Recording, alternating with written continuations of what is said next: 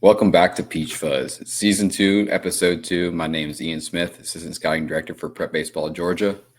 And I'm here talking today. It's about some Georgia baseball. Huddy, sorry, cutting you off there. Go ahead, buddy. Yeah, no, you're good. Yeah, we're back at it. Hudson Scouting Director here, coming at you with Episode 2. I got a bit more to go over this week, but yeah, we'll jump right into it. Yeah, first things first, we want to mention the brand new YouTube channel. Huddy, I know you want to touch on that a little bit. You got things rolling last week. Got Episode 1 up on the channel. First time having a YouTube channel for me personally, so it's nice to do that for us and for the site.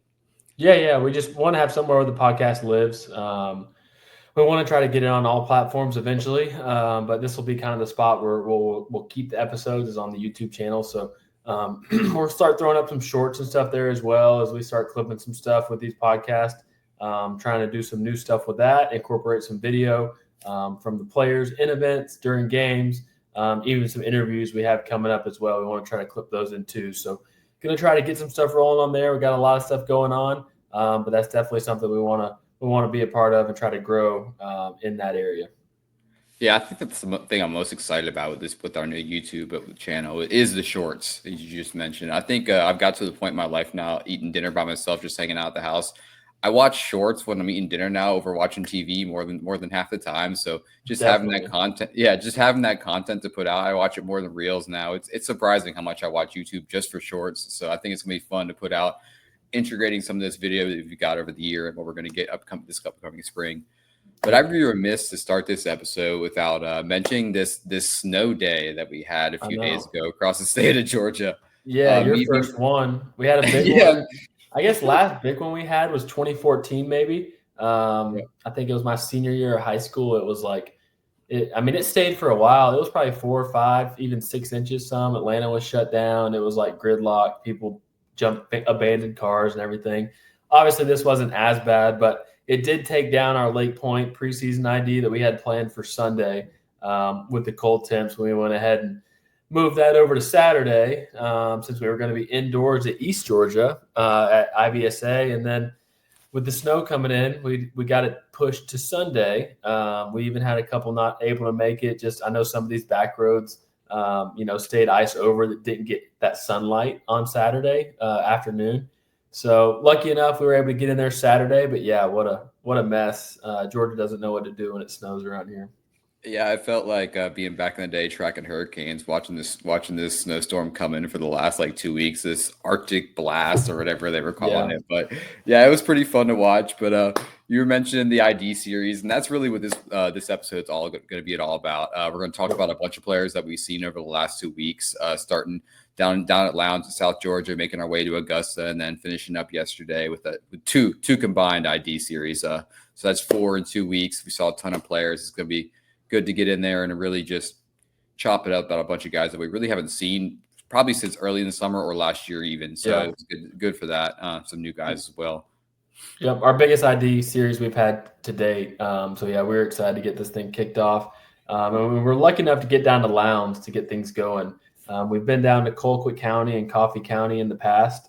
So just trying to mix it up down south, even though it's all South Georgia, it's still super spread out, So we want to try to get south of Atlanta, like we mentioned, and we kicked it off with Lowndes, and we'll get into some players from the South Georgia preseason ID. Yeah, talking about how big the ID series is, and that just jumps into what we're going to talk to a little bit later in the episode, and that's preseason All-State. It's finally this week. It's All-State week. It's something that we look forward to. Last year was really just the first big experience I got to be a part of last year with the company was All-State, and we did it huge. It was the biggest one at the time for the company. This year is going to be twice as big, and it's going to be excited just to talk about all the talent that we have coming to this event, and we'll get into that a little bit later. We're here in just 6 months away, so it's going to be good to talk about the talent, and we should really just get into it today. I'm excited to talk about some of these guys we saw definitely down in South Georgia. Yeah, definitely. We'll get it kicked off. Down south, we knew a couple of the names coming in. A lot of new ones, had some kids from Benedictine in Savannah, so had a few kids up there. But first one I'll get started with is Easton Blanton. First got to see him actually at preseason All-State last year at this time, and still just kind of big 6'2", 6'3" frame, strong-bodied kid, looked really good on the mound.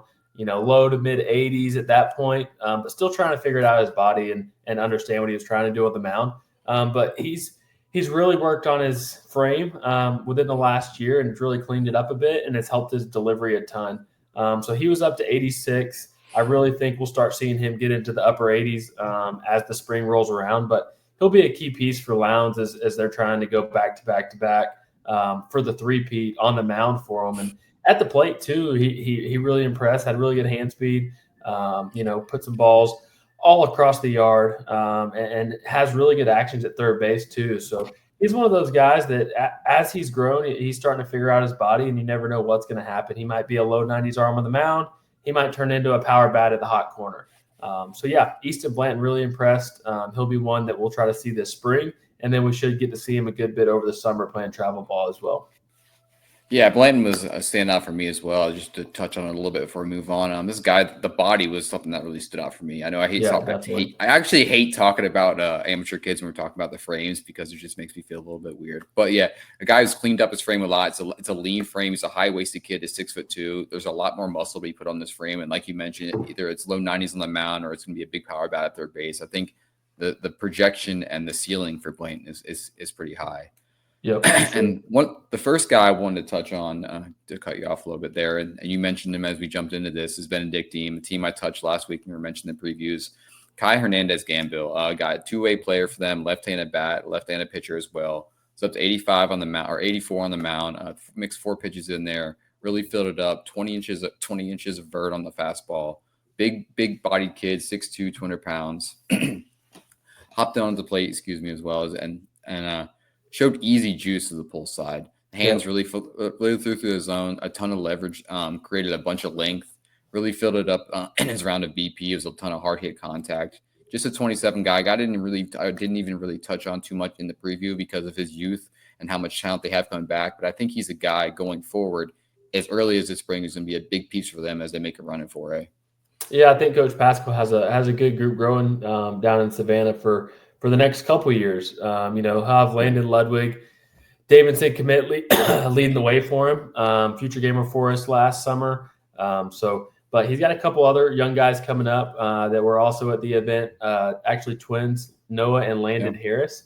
They kind of reminded me of Michael D., who was on the Future Games team with Landon that year. Lean, athletic frame, but they both really stood out swinging the bat and in the field. Noah's the infielder, Landon being the outfielder, but really just like the frame, a lot of athleticism in the field and at the plate. So those will be definitely two guys that we definitely try to catch this spring if they get a chance to beat somebody out at the varsity level, or somebody will try to touch on as we head into the summer. And then I'm sure they'll be able to work their way in there their sophomore year at Benedictine. So Harris brothers, definitely two guys to keep an eye on.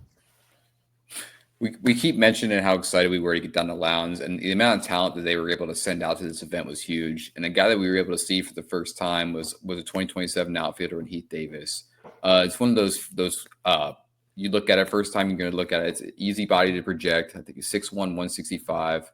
And then the tools just stood out across the field. I think it was top 60 runner. Yep. Yeah, it was 48 or 50 degrees out that morning. It wasn't the fastest track. He burned everybody. Hopped up and then stepped to the plate. Showed easy tools to the plate. There's twitch. He creates separation. There's bat speed there. I think he generated. Let me see some of this contact here. He generated a 90 average exit velocity, and max was 93.5. Took a couple balls out to left center. It's the type of profile that can build on. Being at Lowndes where they just continue to churn out top-level talent, he's a guy that you can watch this year and the next few years as he develops and continues to mature. As a guy, we had one video that came out that day, and we had college coaches texted me that afternoon. It's a dead period for these guys. These videos at this time of the year as we start to identify guys heading into the spring. And that's what the ID series is all about. And I think seeing Davis was huge for us. Yeah, and that's something that we talked about too in the last week's episode is like Georgia's so deep. Like he might get a chance to play as a sophomore at Lowndes, but like he might be an upper class junior senior guy that makes an impact, even though, like you said, he was one of the top guys at the event. And that's across the whole state, right? There's so many of these 27s and even 26s every year. It never fails. We get out to these games and we see these juniors, it's like, oh, who's this kid? Like haven't seen him before. Same thing happened last year with 25s, and with that, those are the guys that we started to identify for top prospect games that really start to stand out, in that junior senior year for them. So it's always awesome to see these new names pop up, throughout the spring and obviously during the ID series. But the last guy I know that we were going to touch on is a guy that I got to first see as a 13-year-old on our junior future games team, and that's Matthew Kerrigan. He's a 2-time junior future gamer. Probably 2 of the best junior future games teams we've had. Guys like Deion Cole, Branson Crawford, Ty Mobley, Connor Langdon. Like these were 2 of our better teams that we've had, and Matthew was a standout on both of them. Left-handed bat, left-handed pitcher, can play first, can play outfield. Coming off of an injury last summer, but had a great round of BP, easy pop to the backside. We were kind of joking around. He was spraying balls like 92 to 95 backside, and they got 2 rounds. So then he let it loose on his last round and busted a 103.7, I think, or 103.4, right up the middle. So I know you really like Matthew, and you got down to see him last year at Lowndes as well. Yeah, I was able to see Matthew a few times last year. Unfortunately, he was at the game where he got injured, but in the midst of their state title run last year in the state Final Four. Actually, he's a guy that we've liked for a long time. It's a guy that you can project the bat long term, whether it's at the collegiate level or at the pro level. He's going to continue to grow into his frame. The hit tool has been there consistently, and now if he can start hitting for power like the 103.6, it wasn't consistent during the round, but if you can start to find that power consistently, where you can hit this top tier max EVs, are going to be at the 105, 107 for his frame, and being the left-handed hit first bat is going to be huge for his profile going forward. Yeah, and he's just one of those cool, like calm, collected kids. It doesn't seem like he shies away from any moment. He's always up for the challenge. So yeah, look for him to lead the way for the Vikings this spring. And then after that, we packed up, drove 4.5 hours to Augusta to try the second leg of our 800-mile road trip. I was really excited to get to Augusta. I've been trying to get down there for the last, 2, even 3 years. Really, when I first started, we wanted to get into Augusta, really trying to get the Green Jacket Stadium. They built a really cool complex there. So we're pushing for that one, but we were lucky enough to be at Augusta Christian. Funny enough, you mentioned it. We just went to back-to-back state champs for both of our preseason IDs, which was kind of cool. So Coach Robinson was great there for us, letting us use Augusta Christian for our very first event in the area. And I was super, super pleased with all the guys that we saw. We saw some guys from Evans. We saw some guys from, Gatewood. We found a freshman that's going to be a really, really big name at Gatewood, I think, in the future, left-handed bat that we'll touch on. I was super pleased. I was excited to get down there. We had some of the coaches in the area there, travel ball teams, high school coaches. So we're definitely going to grow that event for years to come. But the first guy for me was a guy that I've got to see in the past, and he also has an older brother, Jackson, that's committed to Western Carolina, but that's Rylan Farlow. I'm a sucker for the young guys that are starting to progress. When you see them one year and then the next year they come out and, they're crushing all their numbers by 10, 15 miles an hour EVs and running better 60s and just stronger in general. But he had a really good round of BP, nice and simple. Wasn't anything, crazy, but he was spraying balls backside into the gap that he wasn't quite getting in the summer.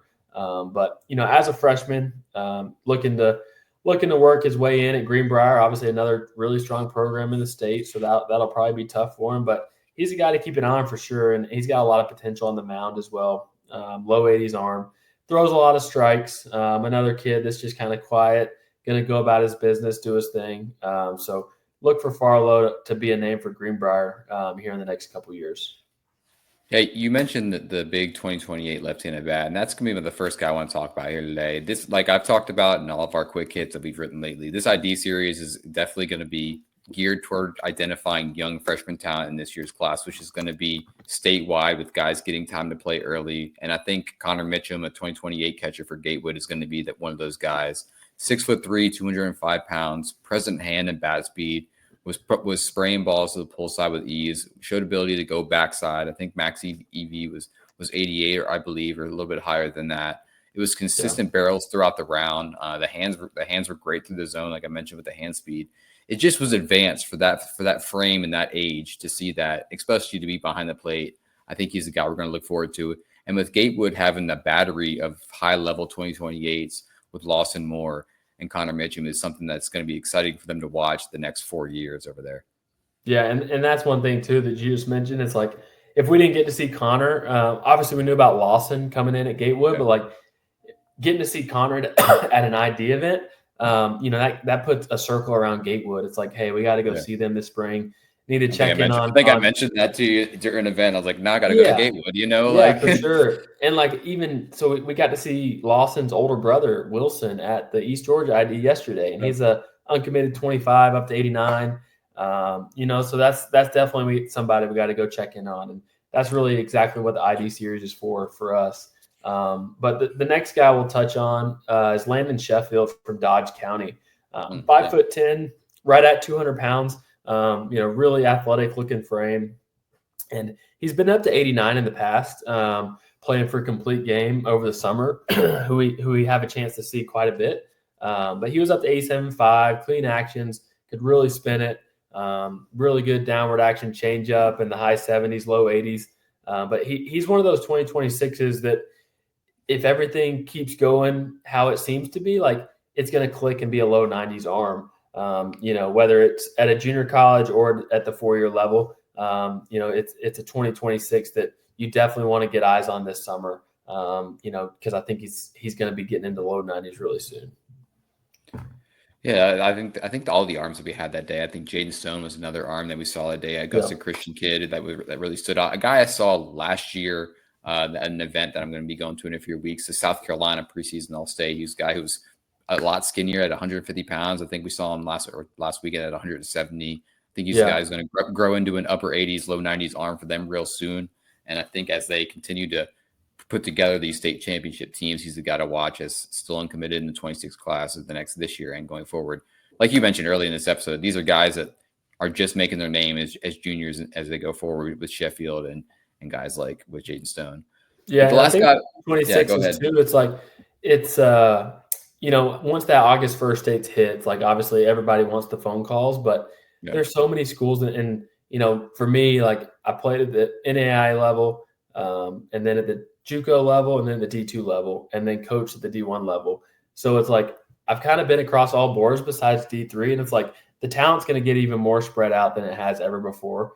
Our Friday night guy at NAI school could go and be a Friday night guy at a mid-major D1, right? So it's all about development. 2026 is like guys are always looking for arms. They're never going to turn down arms. So that's something to keep in mind. But yeah, go ahead, touch on that last guy. Yeah, they're gonna pick up arms. And they're gonna pick up athletes, and we got an athlete here with the last guy, Bryson Crew. It's a guy I knew about coming into the event. I hadn't seen him live, but I knew the tools were loud, and he decided to come out and have a loud day. That was one of the more overall top days out of anyone at the event. Started with another chilly day. It wasn't as cold as it was on Saturday, but ran another fast. It was a turf field, so a little bit of quicker track, but a 6.85 from a 5'10", 192-pound frame was impressive. He's built like a tank, barrel chested. He's physical. He's as physical as you're going to find in that 26 class. Stepped up to the plate and just started to destroy line drives up the middle of the field for about 8 or 10 swings. Finished it off, I think, right? Our last game. Decided to carry his last 2 swings to right center for, I think, 360, 370 feet was his max. Let's see what the max were here. I think it was something above there. He jumped really well, too, on ball. Max Furr jumped really well. 365. He's a football guy. This is one of those dual sport athletes, still uncommitted in that 26 class, a guy that you can pick up as your recruiting classes start to fill up here in this 25, 26 groups that can really just take a class over the edge. He does everything well. He's going to be a gamer. He's not going to lose games for you. You can place him anywhere you need in the outfield. There's enough arm strength to play in center. There's enough speed to play in center. He's as physical as you can put in a corner outfield. He was the guy that just really checked a bunch of boxes, especially as an uncommitted bat. I don't know if you're kicking my desk all over the place. But he was somebody who really just stood out. He checked every box we wanted to see at an ID event as somebody that we want to see. Evans, a school that's going to produce top-tier talent every year, and he's going to be the next one in line. I think he's going to have a big role this year as a junior. as they battle in another tough region. I believe they're in a region with Harlem again, which is not going to be anything easy. Yeah, those Augusta series that we got to try to get to. Greenbrier, Evans, I think they're in the same one again this year. We got to get locked in on all the new region alignments here in the next couple weeks. It's been confusing. Everybody's somewhere new now. We got 6A teams and 4 and 5 and 3, and it's just it's all over. I've only been here for 14 months now, and everything's changing. So it's been a challenge, but we love it, you know.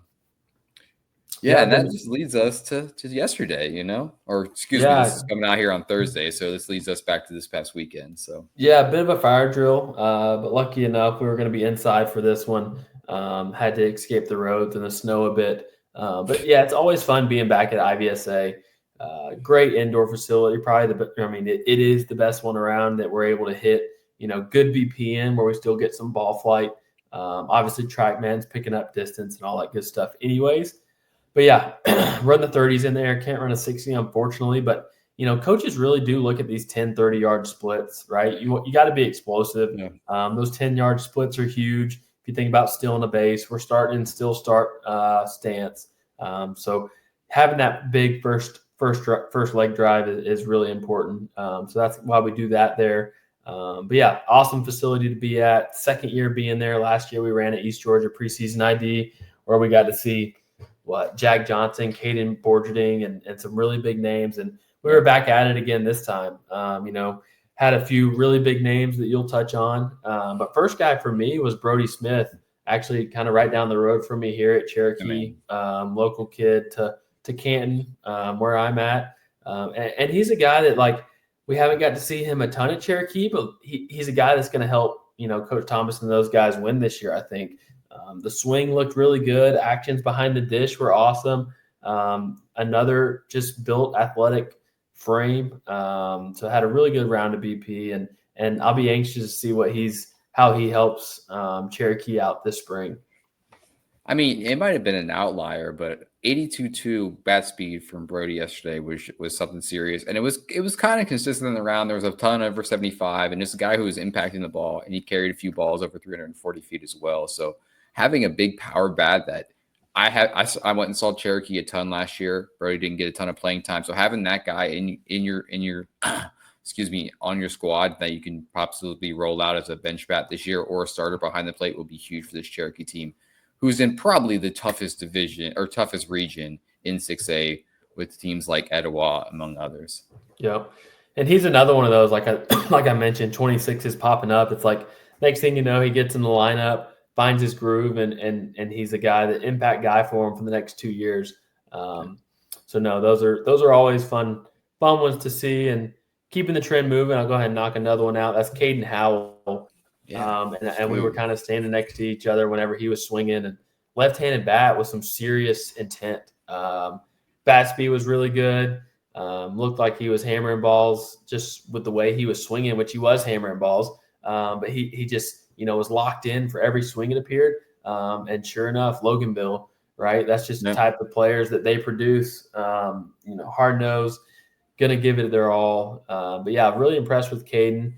Swinging it from the left side. He'll definitely be another junior that we'll get to check out at Loganville this spring. I know they'll have some guys once again, and sure enough, probably make a run at it. They're making a run. They're making a run. There's no doubt about it at this point. So no, I really liked Howell. I know you did as well. We were talking about it while he was swinging. So yeah, if you want to jump into the big power bat of the day. Yeah, I'll touch on how one last thing you just mentioned on the swing, but controlled violence is a term I like to use with some of these violent swings that could find the barrel, and that was something that instantly came to mind when seeing that in IBSA, like the first time when I saw Martin Sheelar last January in that same facility. Was kind of similar to that in a very smaller frame, but similarities are there with the swing. But touching on my first grinder type. For sure. Grinder, yeah, absolutely. Yep. But touching on my first guy here is a guy who was formerly in the 2026 class, but has recently reclassed in 2025, just 16 years old, now as a senior now, and that's Zachary Simmons, outfielder, first baseman for Kel, and just really checked every single box yesterday in the event. Ran one of the best 60s of the day at 3.75, gets a great first step. No shoes on, 6'3", 192, projectable, present physicality right now, shows some strength in the lower half. The swing at the plate was his most impressive thing I think we saw all day yesterday. High handset, a little bit longer, gets on plane as well as anybody we saw, generated some multiple 101 EVs. I think he maxed out at 103.1 with carry to both gaps. Stepped out in the outfield through. I was behind home receiving and taking velo. He threw 3 balls right through me at 89, 88, and 90. Perfect. Great accuracy in the outfield, great accuracy from across the infield at 89 from first base. Just really did a lot of things well.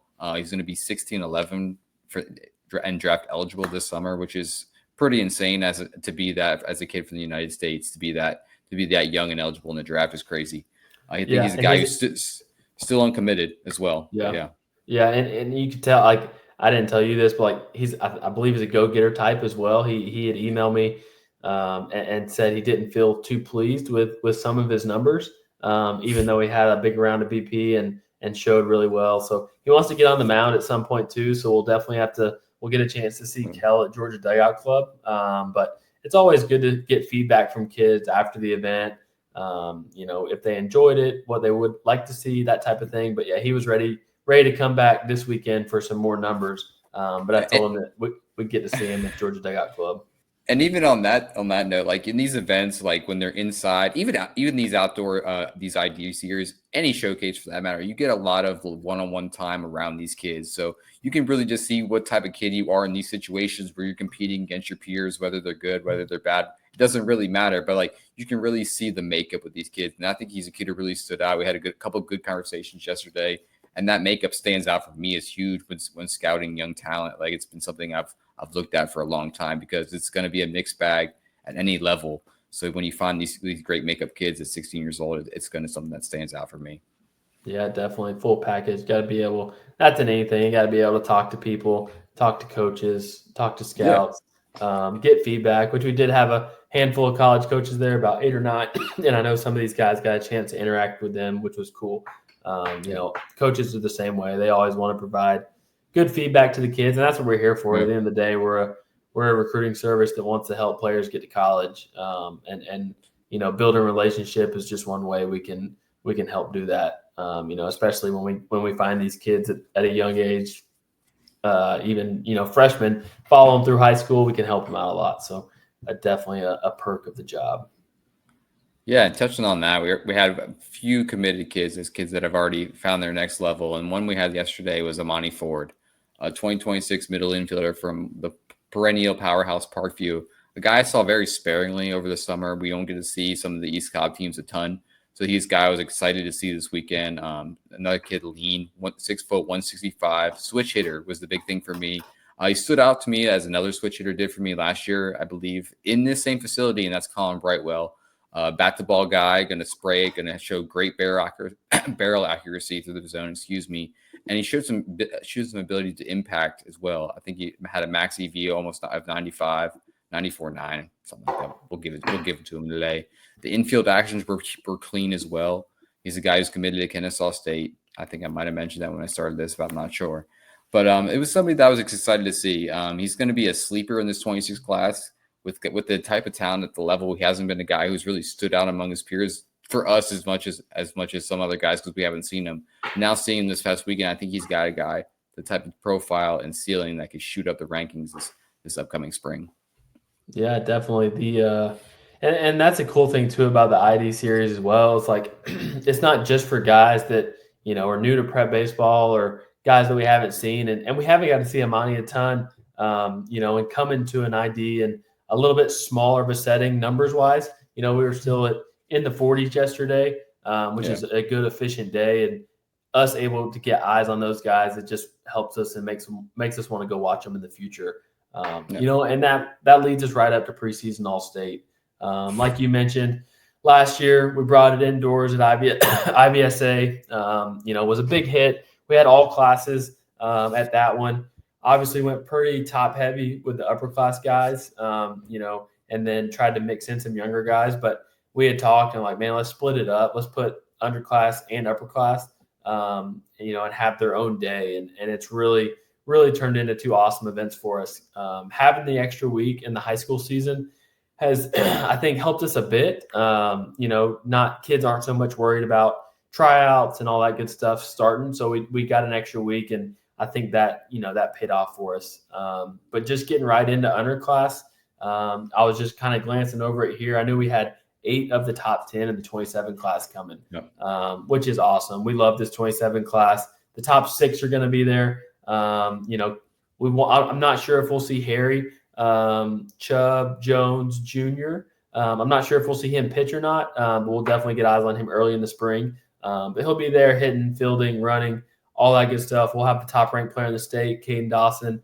Matthew Westbrook at 6 is a guy that might show up and be in the low 90s. He's a guy that we've watched ever since 14U at Junior Future Games, continuing to creep up the board. But the pitchability for him is what's kept him in that spot. Living in the upper 80s. So really excited to see him. But no, we could go on and on about this 27 class of guys that we're going to have there. Yeah, I mean, you mentioned 8 in the top 10, 12 in the top 20.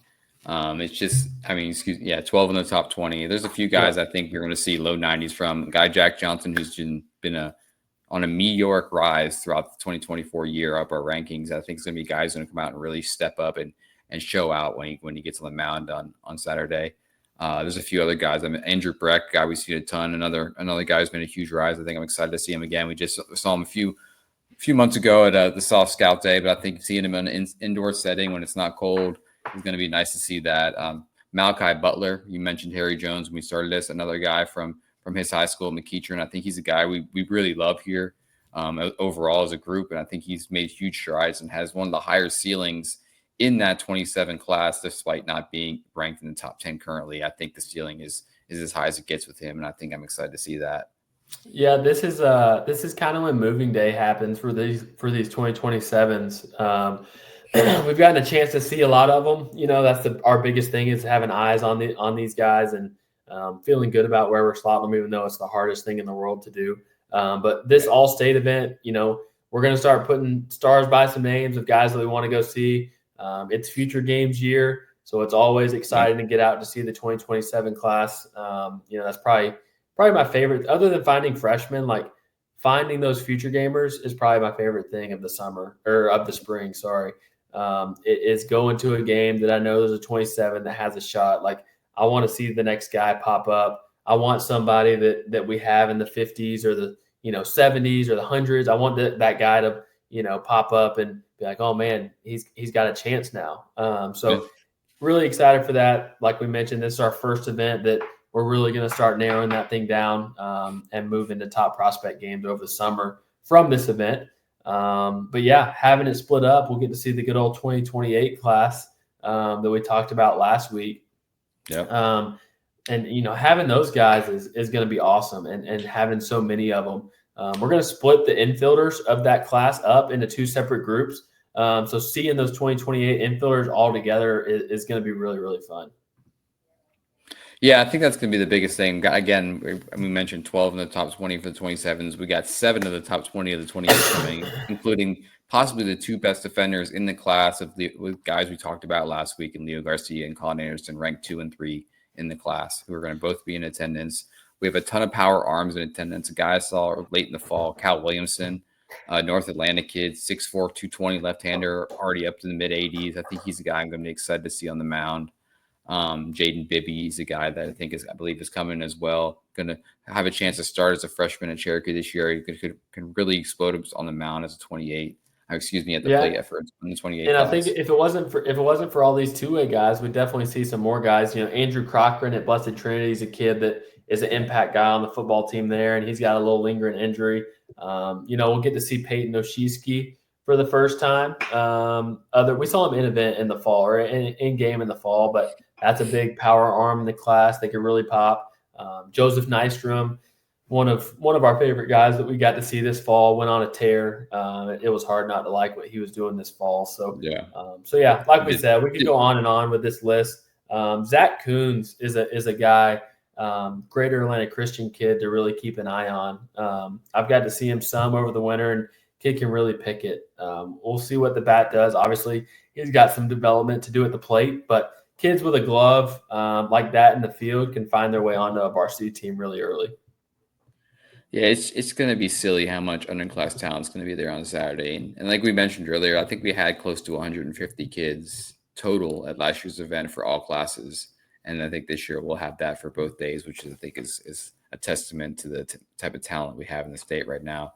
Leading me to the upper class. Yeah, the upper class talent that we have on Sunday coming in. A ton of guys in the 26 class, a ton of guys in the 25 class. We're going to start with 3 committed guys coming in. We have 3 of the top 10 committed 26s coming in attendance, starting with Trevor Condon and Reese Durham, who I don't think we've seen in an event other than future games in the last 2 years, which should be huge to see him indoors with one of the loudest barrels in the class. I think that'll be awesome to see that. 16 total commits in attendance for the upper class events, 4 of them from the SEC. So I think the talent in Georgia is huge. One thing I want to touch on before I pass it over to you to touch on the upper class guys is 100 plus uncommitted 25 and 26s in attendance this week or on Sunday. Like being in the dead period right now for these college coaches, this is going to be one of the bigger virtual or per se scouting events you're going to have at this time of the year. Having this many guys under one roof in a class that's fairly wide open in Georgia right now, outside of the top few guys, the 26 class is wide open. There's a ton of spots for a ton of guys, and I think it's going to be huge to see these guys to identify where they need to be as we move closer and closer to this high school season. Yeah, one of the top uncommitted guys in the state. Actually, this our second top uncommitted guy, Hudson Reed from Morgan County. Another one of those ball player types. He'll be back. He was there last year, so he'll be back there this year. So really excited to see him. I know we got to see him a lot over the summer and fall, but an uncommitted bat, like, could be a pitcher, could be a third baseman, could do it all. Another one of those kids that, like you mentioned, an athlete they can help a team win at the next level. But no, this 26 class, like I mean, really the 25s was really the first group that I got a chance to really lock in on. So having these 25s and 26s all in one place, we'll have a little bit of a future games reunion with Vernon and Sheeler, and who else we got coming? North Carolina commit. That was a big one. Drew Harmon, I believe, is coming as well. Yeah. Yep. So we're excited to see all those guys. And like Ian mentioned, coaches are locked into the Twitter. We're getting texts. We've already gotten a couple texts about some guys from yesterday, from Sunday actually. So you can only imagine what we're going to get with 100 uncommitted 2026s at the event. So counting down the days to that. Obviously, got to get through underclass first, and then we'll move into upper class. But should be a really, really good event. Yeah, I couldn't be more excited for this weekend, and just the entire event